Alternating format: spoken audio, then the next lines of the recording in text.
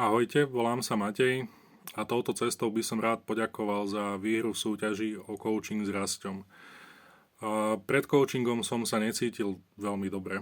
Bol som smutný a nahnevaný, frustrovaný, viac menej som vnímal len svoje problémy a nevedel som nájsť riešenie. Točil som sa v kruhu negatívnych myšlienok, z ktorého som nevedel vystúpiť von.